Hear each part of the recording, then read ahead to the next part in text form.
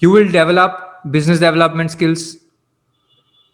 So what does that mean? You will know how to promote yourself, how to develop business, how to network a little. Okay, I'm including all of that in business development skills. You will learn client handling skills. So वैसे business development skills are super important for whom? Any independent lawyer, any independent litigator, any law firm partner. Super important. Okay. You will develop client handling skills. Again, very important for young lawyers. If you're starting as an associate, you have client handling skills, you will be number one for promotion. For promotion to SA, senior associate position, other positions. If you're working in the chambers of a senior and you want to go independent, start your own practice, client handling skills are what is needed. And of course, if you want to continue being a freelancer, then client handling skills matter. You will be great with making pitches and proposals. Okay. I wanted to include this separately as a unique skill set. Okay. This skill itself is in demand in the market. People need, when I was checking online today on Upwork, people are charging 2 lakhs for just making a good investment pitch. Okay. So pitches and proposals, there are so many businesses you'll be surprised to find, and they're not run by lawyers, but they don't know how to make pitches and proposals. As a lawyer also, you can help them with that. This is pure business consultancy.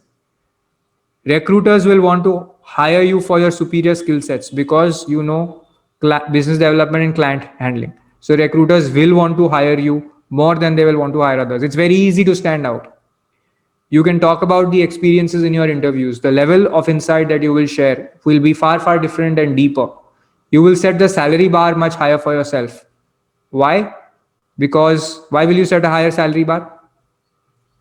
Because you will already be earning some amount through freelancing. So if I'm earning 50,000 today, I know that, if I do A, B, C, D, E, then by another 6 months, I will earn 1 lakh. So if somebody else is going to give me a job offer, what am I going to say? Give me more. What is going to make it worth it for me to forego that opportunity? Either I continue to freelance and do the job, or if I'm foregoing freelancing, then I need something that's going to make it worth it. Right? Followed Rajni. You can have domestic and international arbitrage. What does this mean? What I mean to say is that if you're in India and you're in a small city, you can do work for big clients from big cities. But if you're in a smaller city, your cost is going to be lower. If your cost is going to be lower than, let's say, a Bombay or a Delhi lawyer, you can be more affordable and provide more value for clients. You can do the same thing internationally also. You could be anywhere in the country, and in US, for example, the purchasing power parity is 17 times. Okay, which means that something in US, the cost of a comparable item or in India is going to be 17 times more. Okay, so your cost advantage effectively for US based clients becomes 17 times. Okay, and you can charge like 3 times of what you did of what you'll charge an Indian client, and still it will be 5 times cheaper. I did some maths in my head.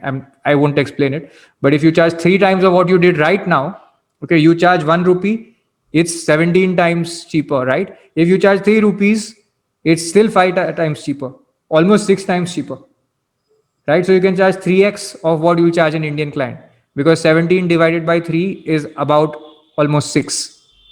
Correct? So you will have this benefit of arbitrage.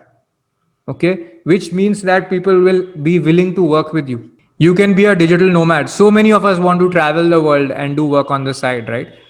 So when I used to travel, once in 2012, I traveled to Andaman, and I used to see all the foreigners and who are traveling to India, and they would do like there would be some designer who has done that, somebody who was being, being a waitress in Europe, and because the salaries are so much higher, they could save up enough money to do 6 months of travel in India.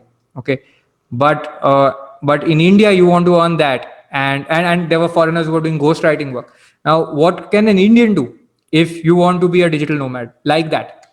Right? So which is the work that you can do? Because over there the payments were higher, but what work can you charge more for? That's going to be contract drafting work. So you can be a digital nomad. You will feel more secure. Guess why? Guess why will you feel more secure? Parvesh, can you explain your question? What will advocates do after the degree?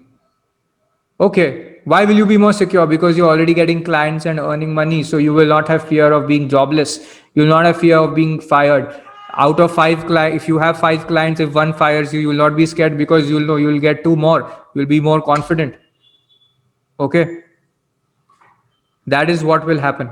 You can start a firm or a business of your own in future, because you learned client development, you learned how to handle clients, you learned how to charge money. Okay, and you learned uh, how to use their testimonial. Okay, that's what's needed. After that, you have to learn one more thing to make a business. Do you know what? You have to learn delegation and team management. But we are not going to discuss that. But you should know this, that it is possible to learn delegation and team management. But if you don't know how to generate clients, how to price your services, how to generate client satisfaction, okay, how to deliver the services, then there's no hope. You could do delegation, you could manage teams, but everybody will be jobless, right? So there will be an unemployment there. Understood? How many of you want to do LLM? If you want to do LLM, then your SOPs will be more powerful. Why? Because in the statement of purpose, you have to say that why I want to apply to this university. So that you will learn the power of persuasion. You will know what the other person wants to hear. If you want to do, if you want to apply for scholarships, that's even harder, right? Getting admission is step one, getting scholarship is step two.